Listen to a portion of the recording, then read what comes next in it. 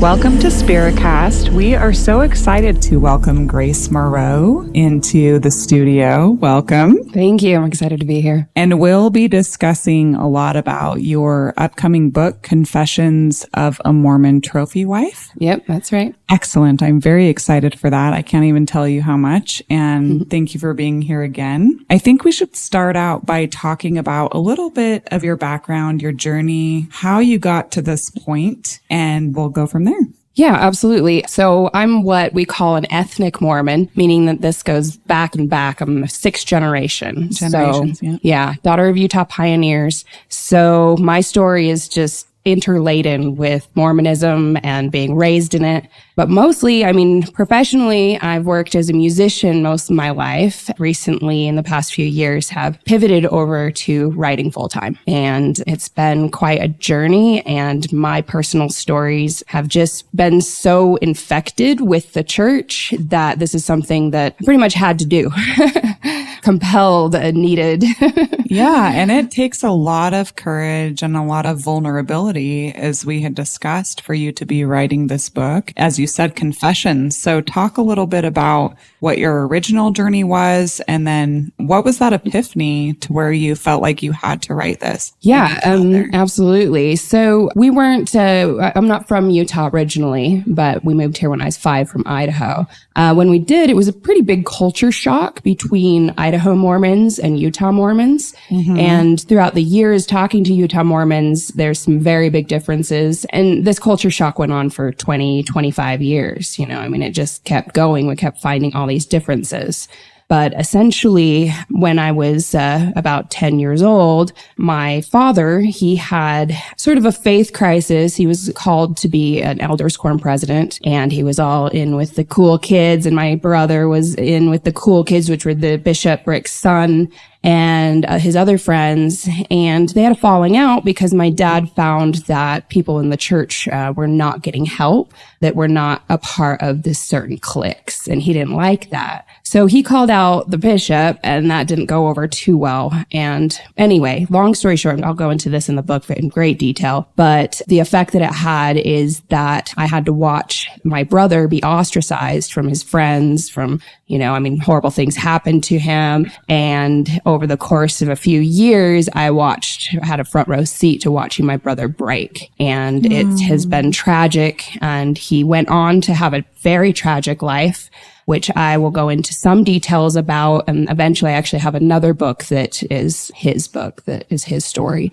But he eventually died in 2020 of COVID, actually. And it's just a horrible, terrible, awful story. So this book starts with that. From there, I had my own faith crisis and had my own journey with it. But I still kept strong and was married in the temple and had a child in the covenant and went through my own ostracization after I left the church when I was 28. And when you say that your father was having some issues with help and the lack of help that people were receiving, what do you mean by that? What were some of the things that he had issues with? It was actually very economic based. So it was very much keeping up with the Joneses. My dad was a pharmacist. He had money. He had a boat. The other people, which I won't give their real names, they were, had good jobs and, economic fortunes and in the, upper middle class.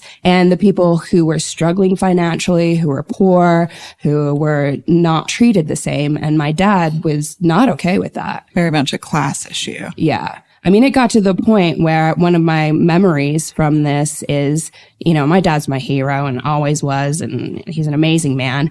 Not perfect, but amazing. But one time this kind of hit ahead, and I remember being in our little blue van. He got out of the car and was having a yelling match with the first counselor about all of this. And they went to fists. Oh gosh. Yeah, it was impactful as a young girl. I can imagine. Mm-hmm. And so how old were you then when when you had the epiphany that maybe this perhaps was not the right spiritual path for you? My first, we call it, a lot of shelf breaking and then cognitive dissonance starts. For me, it was a very clear moment. I loved the church when I was little, absolutely loved it. I answered all the questions and I loved going to church and I thought the gospel was really great. But I was also raised by a woman who was a very matriarchal power. She taught us critical thinking skills along with it. And she's not like many, many Utah Mormon women. And so I kind of had this thing, well, there's the church and then there's the gospel. And so I loved it. I absolutely loved it. However, my first time where I first started getting cognitive dissonance, I was about 10 years old. And I had stayed home from school and I was watching Ricky Lake, which was not allowed in my house, right? This daytime Ricky television. Lake. I remember Ricky Lake. You horrible human being. I know, right? Like Mari. Oh my gosh, Mari. Oh my gosh. Yeah. Mari. So my mom was at nursing school and had left me for a few hours. My dad was at work. So I'm like, ooh, I'm going to watch this, right? So I watch it and there were a group of Catholic priest and bishop. I don't think they call him priest. What is it?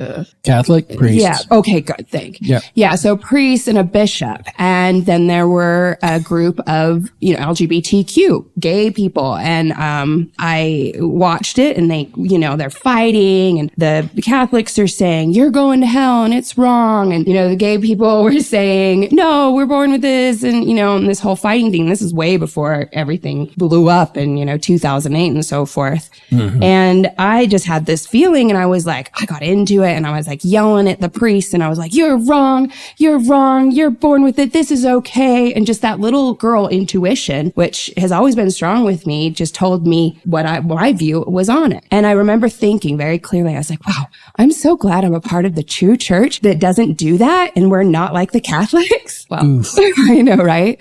So obviously I go to church the next week and I find out, oh wow, okay, this is not what I thought it was. So that was my first break. And this was at age 10. Yeah, about age 10. Very formative years. Absolutely. Yeah. Okay. And what were some of the other experiences after that? It basically started with, there's so many like little details along the way, but the biggest thing was being married in a family that was Utah Mormon and that I didn't get along. Well, they didn't get along with me. I really loved them. I still do. But I had blue hair when their son married me. I was pursuing music and I was very Mormon, virgin till I was married. Out of state Mormon. Yes. I still had my own identity. I still did my own thing. I listened to music that I liked. I wasn't a Molly Mormon by any means. And so when I married my son's father and into that family, they were, they didn't like a liberal blue-haired musician girl marrying what they called and what he was called in high school, which was the future prophet, because he was so stout-willed and so just on, and so that was big. And that took a number of years. We were married for 5 years. It took, actually, my son was the catalyst. He was the main catalyst. I had him, and then something started to really change in me, and I started to think, I can't raise this beautiful boy in this church. This is not working for me. Things were happening with the LGBTQ. The church was attacking Prop 8 in California, putting all this money in 2008. All that money, I remember that. That was what are you doing problem. Sending money to another state? And that is no longer a church. That is a business. Yes. Yes. Yeah. So I saw that. I saw pictures of Gordon Hinckley shaking the hand of President Bush. Could have been doctored, but I didn't like it. I saw things that him giving secret handshakes that I learned in the temple where you're not supposed to. There's just so many things going on. And it finally came to a head. The biggest one being that after my son was born, he was an emergency C-section. I couldn't get pregnant after. And my husband at the time wanted 6 children. And so we started going through, we went to doctors and everything like that, thought about IVF, but we started going to the LDS adoption program. And the final thing for me was that they showed us a bunch of videos, had people come in and say, oh yeah, this is why we adopted out. This is why. And I thought for the most part, it was going to be people who were single, who were teenagers, who, people that needed to, but it wasn't. It was actually married couples that weren't married or sealed in the temple, that they would convince convince and tell them that they weren't worthy and steal their children away and give them to worthy temple holders. No. You know, it was too much for me. So Right. I left. I was out of there, but I didn't do it immediately without, like, I didn't do it in sin. I actually went to the Jordan temple and I sat with my husband at the time, who was also sharing these concerns with me. Mm-hmm. And I had a very strong experience. And I did what I promised, because in the temple, you promise that you're going to follow God and that you follow your husband as he follows God. And so that's a promise that women make, right? And so I sat there and I asked him, I said, okay, I'm going to do my duty here. And I said, I'm feeling like I need to leave. And I'm feeling like God is telling me to leave, which is, you know, what we called it then. But now I kind of see it as a bigger picture. Right. But nonetheless, he said to me, which if you knew him, you'd be like, wow, he said that. But he said to me, he checked in and he's like, I really feel like you're on the right path and you're doing the right thing for yourself. And I support you. And I was like, okay. So then he went off and I was like, you know, being from the matriarchal Mormon mom that I was raised with, I was like, all right, you and me, God, if I'm doing anything here that is going to, you know, take me away from my eternal blessings, you know, strip me from my family, you let me know now. And I got a very Give clear me answer. a sign. Give me a sign. Yeah. Very clear answer. I got this impression was, I will no longer speak to you within the walls of this temple. I'll talk to you when you go outside. And that was the most clear message I'd ever received in the temple. So I went downstairs, I put my temple clothes away and knowing it was the last time, cried a little bit because I loved the temple. I loved these things. These were cool to me. I saw them in a different light than most people. And they were experiences that helped me ground to myself. So I go outside and I walk outside and the first thing I see is this gorgeous tree. And I got this feeling again. Here's a God that you can touch, that you can see, that you can smell. And I felt like my heavenly Father was introducing to my heavenly mother at that point. And I just went to nature. Yeah. 3 months later, I was at Burning Man Evolution 2008. Girl. Yeah. So you were introduced to Heavenly Mother at that moment. Yeah, it was incredible. So that was more. Wow. I that think is a of journey. I think of the Emily Dickinson poem, "Some keep the Sabbath by going to church. I keep it by staying at home with a bobolink for a chorister and an orchard for a dome." That's Beautiful. That's the poem that I always think about when I think about, you know, sometimes you can find God in nature and the simplest things, the smallest things. So Absolutely. it sounds like you had an epiphany about that and God told you. Yeah. You know, you go outside. Yeah. And what's funny is that they tell you, and you know, the brethren in the church tells you that once you leave and you're apostate, the spirit will be taken from you. Oh my gosh, that is not what happened here. As soon as I left, I went to Burning Man and had all these experiences. It was like, wow, it just was super powered. I had and still continue to have incredible experiences with the divine, with mysticism, with the esoteric. So yeah. How would you define your spirituality now as it stands? Well, I do like the word esoteric. It is very mystical. I take in a lot of different truths. You know, I love Buddhism. I love Hinduism. I love certain parts of Mormonism. I take to ritual and I call myself a wizard. I'm not a witch. I love witches, but I'm a wizard. So, you know, just anything that resonates with me. I love numerology and tarot and, you know, but mainly it is this kind of internal intuition and what I call a relationship with the ineffable he, she, it, they God. I like that. John likes that. I know you got thoughts, John, about this. No, I mean, that's, I went through my experience of just completely letting the whole philosophy go of any kind of higher being. And just hearing your journey, I was thinking about how it must have been for your husband at the time as well, where he was watching the transformation with you, but also seeing the light in you and being, and I don't know how once you're like, yeah, this isn't working. And he's like, if he flipped out or if he was like, I totally get it. Or like, what was his response after seeing your transformation at that moment? That's a really, really good question because this is basically the theme of the book or the stories of the book where I pull in many of the themes. So at first, like I said, he was very supportive. He kind of left the church a little bit as well for a few weeks. After a little while, his family was very, very, very like pioneer heritage, all that. Yeah, no, right? that's too much of a pull. Yes. And so he ended up actually leaving me. I came home one day to the home and all of his things were gone. Oh, wow. So he was the one. Yeah, he didn't even talk to me about it. He just said, I'm out. We had a little boy about 2-3 years old. And yeah, so he just left. After that, we decided, let's still be friends, but you want to go off in this direction and have 6 children and do that. I can't give you 6 children. And, I want to live this other life. So at that point, we're like, okay, well, we love each other enough to let us go live other lives. However, that family kept digging into him. It was absolutely awful. He started suing me for custody. He started rebuking me and sending me scriptures and gaslighting me. He trumped up charges. He went to court cases.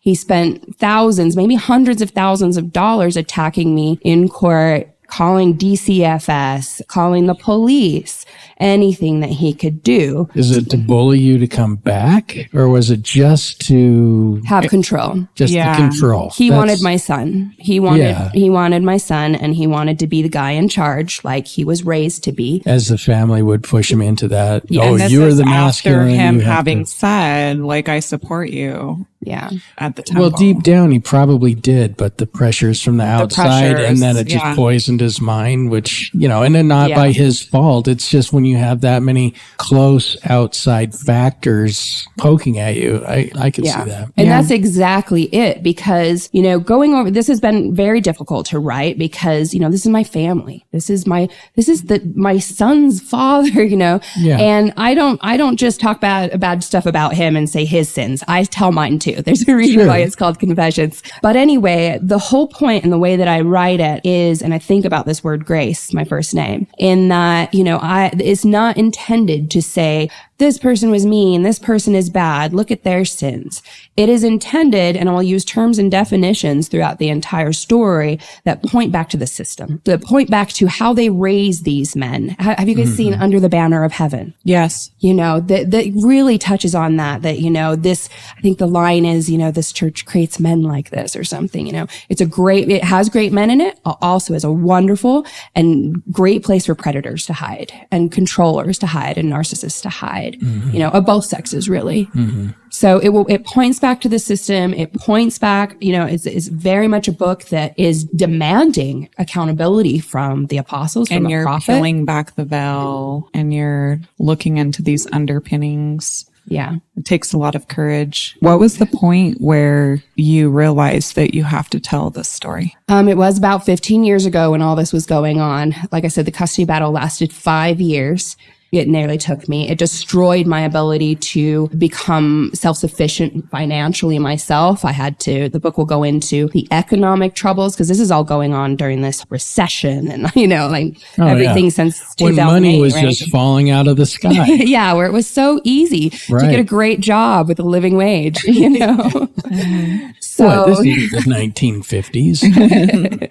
So all of that is going on, and some of my choices, the fight or flight and just the journeys. I mean, I got a front row seat to what happens to the apostate. And I'm absolutely of the opinion that our homelessness problem here is driven by the apostate, by the church, that what I call the pendulum swinging effect. People leave the church, and this happens all the time, and they leave the church, and you can't even go and have coffee without being kicked out of heaven when you're Mormon. The ladder is too tall. The expectations are too large. And so you have these people that are sitting drinking coffee, and they're like, well, I'm already going to hell. I might as well go do heroin. And I know that sounds extreme, but I have talked to so many people. Oh, yeah. I believe Pendulum swings. It's insane. It's very sad. And I don't believe that in Utah, with a church that claims to speak to Jesus Christ, to have a personal relationship with him, I do not believe that state that owns the place should have any homeless. There should be no homeless. Right. So the book is actually, towards the end, I make a statement directly to the prophet. And explain a little bit more about where did that come from? Did it stem from something inside? Did it stem from your experiences? Maybe a little bit of both. Ricky Lake. Started with Ricky Lake. Thank God for her. I want to hug her and be like, thank you for telling me how I really felt about this important issue at such a young age. Yes. So what happened is after I went to Burning Man, I was like, I'm going to live and be an artist and do my music and paint and sing and, be a bohemian. And so I moved to Art Space number 18, which is right downtown near Gateway. Oh, yeah. Yeah. Art Space. Love it. Love it. It was a dream home, 3 levels, brick walls. We opened it up for gallery strolls. It was amazing. The issue, though, it was right next to the old road home, the homeless shelter. And so for many years, I got a front row seat to seeing these people, what they were going through. I'd go out and I'd talk to them. I would meet families. And I felt like part of this, all of these things that I've been through, I feel like this was a reason for one of them so that I could see firsthand what is going on in this state with these people. And it was heartbreaking. It still is heartbreaking. Yeah. For some reason, the state consistently thinks that they're not humans. Yeah. They don't treat them like they're children. That's for sure. And they are their children. Yeah. There's so many people that are trans out there that were rejected by their bishop dad. Or they have a lot of mental health issues Absolutely. they're going through. Yeah, that's often the case. Opiates are a huge problem. Oh, yeah. And it's just awful. And with $1 billion church, which I believe is actually trillion because they're being investigated for fraud for not releasing. Oh, yeah. Well, that's why they're building all the extra temples now. Well, that's a whole, oh gosh, I don't like it. I'm like, open them up for the homeless and then I'll be okay with it. Yeah. So this message, what is I don't want to give too many spoilers away, but what is like the underpinning message? Yeah, I know you want to get, and I'm like, I wanted to tell a little bit the last chapter is, but I can't. I promised myself. I was like, you can't let that go. However, yes, I will be just basically calling out the prophet and saying you need to pay for this homeless problem to be eradicated in Salt Lake City and hopefully all of Utah. My idea is to take research-based programs, research-based housing programs, and offer the best of the best because they've got the money to do it, put together a team of people and fix this problem. And once they do, then we'll look at world hunger. Yes, one thing at a time. And one state at a time. I have big dreams with this, big dreams.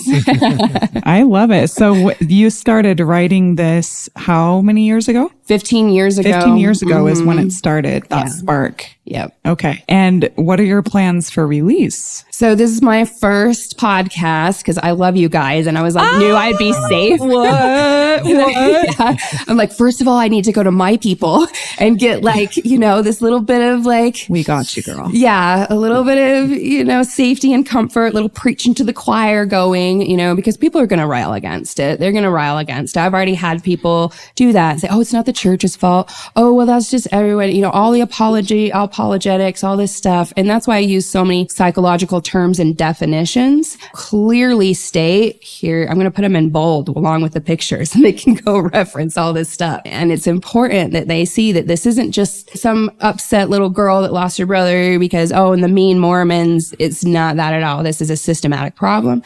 This is something that has happened to so many people. And that's another point of the book. I want to open my arms and find all the apostates and hug them and tell them that they're okay, that they're not going to hell. Some people make it out and they go to thrive and they do great. Other people are like me. And I thought it was the devil herself for probably, 13, 14 years. I grew up with it because I wasn't born and raised here, not Mormon. And I was ostracized my entire life. Yep. And I remember, it's funny when you brought up the secret handshake. I remember this distinctly. It was one of my friends at school. He came up to me and he went to give me a handshake and he started doing this weird thing. I was like, whoa, what are you doing, man? And he's like, oh, nothing. And so I think it was like seeing if I was part of the clique. Oh, yeah. And probably because he learned it from his dad. And then, yeah, probably. And then, I I had one other couple of years after that, somebody came up and shook my hand. And at that point, I realized what they were doing. And I was like, oh, sorry. And I just want to learn it so then I can do it and get within the cool kids jam, take their money and run. I don't blame you one bit. But anyway, yeah. But I do remember the handshake. Somebody tried that with me once and I didn't reciprocate, obviously, because I didn't know. And from that point on, a group of friends sort of dissipated off it. It was pretty weird watching that from the outside perspective. Yeah. But it was like memories later when this was a flashback, years ago. But I mean, it was when I was, 17, 17 and then 22, 23, something like that. It was weird. Yeah. So it wasn't cool. Oh, Johnny. Yeah, it's so sad. It's heartbreaking, Well, it is because really it's not These fair. are kids. These are children. Why does it need to be? That's my only question to it. Well, just coming from an outsider's perspective too, for those listeners who aren't quite familiar with the culture, can you explain apostate and what that really means? Yes, absolutely. It is a cruel term used by the brethren and used in scripture to talk about the people that didn't make it, didn't do all the things right, or they've sinned and because you promise in the temple that you will give everything, your time, your talents, and everything to the building of the Church of Jesus Christ of Latter-day Saints. And you make other promises, morality promises, and word of wisdom promises, and things like this. And they tell you, if you break any of these promises, that you will be in Satan's power. There is no mincing of words on this. You will be in Satan's power. And when you are in Satan's power, you will be apostate. When you are apostate, then you will be separated from your family. Now, this is what I call the gospel of terrorism. And this is why I do not like what they do in those temples, because this is wrong to tell a person that they will be separated from their children and their family for all eternity, for being human, for being gay, for choosing their own path. It is absolutely terroristic. Thank you for explaining that for those who aren't that familiar with the culture. What are some other things about the culture that have maybe been surprising in your spiritual journey that maybe you thought was true at one point and you realized was not true for you? There's a lot in there that, word of wisdom. Let's talk that. There is some great things about the word of wisdom being that, hey, moderation in all things. However, I completely disagree. I'm a psychedelic traveler. Going to Burning Man, I had my first experiences. The book will go over in great detail these experiences. I have found incredible healing, incredible experiences. I'm absolutely a big fan of this. Moderation, balance, absolutely. But to live a life of sanitized, of these beautiful gifts that nature has given us, I don't anymore because the plant medicine kind of kicked me out. But cannabis was huge for me after I left, which is one of the reasons I thought I was the devil herself for so long, because I'm enjoying the devil's lettuce. You're partaking in the devil's lettuce. Boy. Right. But and I hated it at first. At first, I was just like, I'd get that feeling and I would get anxiety, but then I would learn so much. And it's proven, research shows how much it is so good for PTSD. I had, PTSD, religious trauma. So I kept, when I would come kind of out of the high, I would realize, I'd be like, wow, I've really learned a lot here. I've really grown a lot here. So I'm going to keep doing this, even though it terrifies me to light up every single time, Eventually they opened it up. I got a prescription and that made things a lot better. Because, I want to be a rule keeper. I don't want to be, I don't want to be a criminal. I don't want to be a baddie. I want to, don't want to get arrested. So getting the prescription, having that out there, was really fabulous. Healing. Yeah. And again, like now it's not my thing. I don't need it anymore. I am support for it for so many reasons. It's a lovely medicine because it's not something like an opiate that holds you to it and can kill you. Literally kill you. Absolutely. It's a lovely, lovely thing that I believe is given to us by nature and has a wonderful purpose. So I had to learn, and it was so scary because part of my brother's fall was he got into drugs and he got into opiates, and opiates are what absolutely ultimately took my brother from me. And so I was terrified and I would not try anything until I was 28. So yeah, that's probably the biggest one, I'd say, to answer your question. Okay. So you found healing in medical marijuana. You found healing in psychedelics and being able to really confront your PTSD and to reach in and heal it head on. Yeah. What are some rituals or practices that you still do that help ground you in your spiritual practice? Yeah, that's a good question. So I rarely, if ever, will pray because praying will bring back these things. And I don't really like the limitations of Heavenly Father and amen and all that. However, I graduated into meditation, and I found that prayer originally, it saves me. I do it. It's the first thing that I do when I wake up in the morning, and the days that I don't do it, it's such a difference. And it helps me to get to my intuition. I've done a neuroscience study on this, and it allows you to access your executive functioning along with other great parts of your brain. So that has become a deep, deep, deep practice for me that I just essentially cannot live without. It's water and meditation. Nice. Water and meditation. I love it.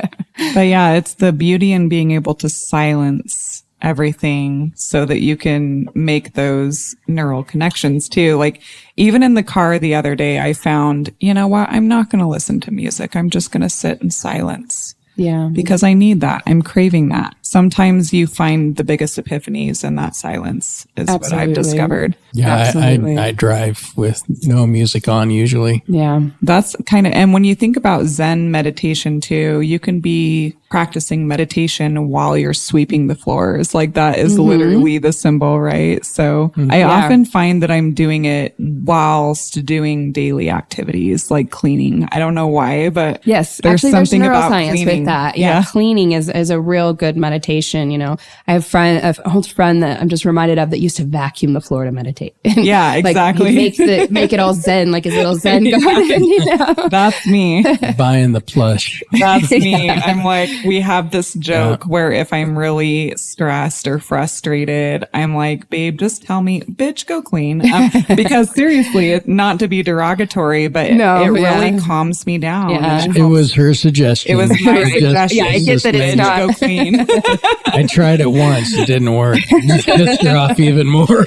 Yeah. But I often remind myself, like, you have to just stop and maybe do something that's kind of rote or repetitive and just get in that empty headspace where it's that knowing, right? That It's easy for me. I just, Johnny, that's it. You can just tap into it like that. You think I'm actually falling asleep sitting up? No, I'm meditating. Oh, okay. Meditating really hard. I see. While snoring. While snoring. It just lets you know it's working. Yeah, there you go. This is the sound of meditation. Yeah, I love it. What do they call that? The audio ASMR? Oh, yeah. This is the sound of meditation. Oh, that's another thing too. I really love like the YouTube ambiance. It just puts me right there. Yeah, I have a great app that I use for it. It has a ton of different ones. It has sleep, it has nap, it has grief, it has bedtime stories, you know, all Yes, exactly. Oh, I used to have there was one that where you could just put your earbuds in and go to sleep listening to it. Oh man, I gotta get that. It had everything like ocean and white noise and whales and all that stuff. Oh yeah, what am I doing with my life? I'm gonna get it tonight. Download it right now. Take a break from Neil deGrasse Tyson and listen to the whales, John, while you're trying to sleep. Neil won't mind. He'll be like, it's okay. He'll be all right. You can miss one tonight. So kind of pivoting over to a really important thing. So what advice could you give to people who are maybe questioning their spiritual path and who maybe are fearing the ramifications of that questioning? What advice could you give? I would say follow your own path. Under no circumstances is anybody else going to tell you what that is. And some people, you know, I'm big into ex-Mormon Reddit, and some of these people are what they call PMO, and they're not ready to leave the church and say, you know, these are people that their careers depend on it, their families depend on it. You know, for me, I used to be like, oh man, they should just leave. They should be like me and just rip off the Band-Aid, right? And because for me, it was very important to just live in integrity with myself and be like, I'm separating from this. However, everybody has the right to make those choices for themselves. And so, people that need to stay for whatever reason, but they'll get on Mormon Reddit or ex-Mormon Reddit and say, I know what you feel. I don't like this, and blow off some steam. I'm in their corner too. Absolutely. And that's one thing I just don't agree with the church in any shape or form, that there should be one man up there telling everybody that there's one path to God and that he knows it. And by the way, give me your life, your talents, and 10% of your income. That is such a scam. And don't forget that God is one of another infinite amount of gods that actually made it through the church. Right. And they got their own planet. And multiple wives. And multiple wives. Valhalla. Yes. Yeah, that's interesting too. A thing. Yeah. 'Cause that's the peak, right? Yep. So married in the temple, and then you make it to the celestial heaven. Yes, celestial kingdom, yeah. And that's, the kingdom, that's right. And then you get to have your own. Your own planets, yes. But now here's the question. Who's in control of that? Right. That's a pyramid scheme, man. Well, the church is very Think much about like, it. it's like, I call it the Ouroboros. It's like the snake eating its own tail. They're really good at I have prophesying that about themselves. tattoo on my ankle. Oh my gosh. I love the Ouroboros symbol. But it's like a pyramid scheme, because you got one guy that has billions of people and they get their own little planets, and he's profiting off of them, so that he's just one of another multitude of infinite pyramids. Yeah. Well, that's Maybe very a astute. lot of religions are like MLMs. Oh, yeah. Yeah. Yeah. You heard it first on Spiricast. That's right. Quotes Alicia says. I love it. Yep. I can sign off on that one. So going back to your book, what are some major bullet points or themes that you cover in the book, and where can we find it when it's released? Yeah, many themes, the bad program, a bad operating system that the church uses and operates on. The church is not aging well. We have children leaving in droves. We even have some boomers leaving. My best friend's parents just left. Woot woot. I'm so proud of them. Wow. But, it's happening with many generations. This, there's themes of psychedelic journeying and the research that kind of goes behind that, my personal experiences. This goes into economic situations, how systems help each other bring people down, capitalistic sort of ideals, then kind of our counterculture, Burning Man, evolution and culture there. And not that that's a perfect system either. I've kind of had to distance myself from that as well. They have their own stuff, any kind of systems, but issues of psychological torment, fight or flight, some other things that are going to be super fun confessions that you'll read about. All right. Like, can't talk about that. The court system. Yeah. I'm excited. Transformation. What platforms is this going to be released on, or is there a plan quite yet? Oh, it'll be all over. You'll be able to find it. So the release date of the actual book is my brother's birthday, September 16th, 2025. Oh, wow. Yeah. I am going to release an ebook in June, and this ebook will be specifically for people that would like to get the book for free and review it for me. I'm looking for reviewers. So I was going to launch the website. However, I'm still working on it. But to contact me, you can reach me at Grace Moreau at confessionsofamormontrophywife.com. And we'll be sure to put that in That'd be great. the I'll put that description in as well. Yeah. So you're looking for people to review the book and give you objective feedback. Absolutely. Yeah. Maybe even editors, or do you already have I already an have editor? my editors. Okay.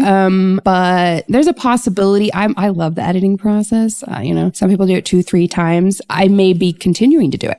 So if there's anything, hey, look at this, or I'm absolutely open to that. Awesome. I'm excited. Yay.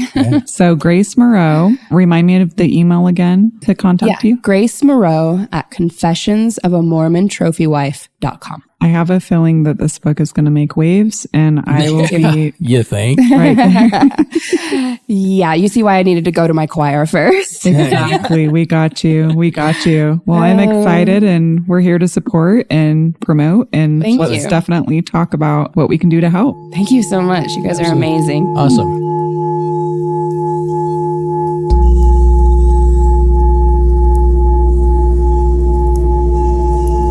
The inquiry then is there an order which is not man-made? Welcome to Spiricast.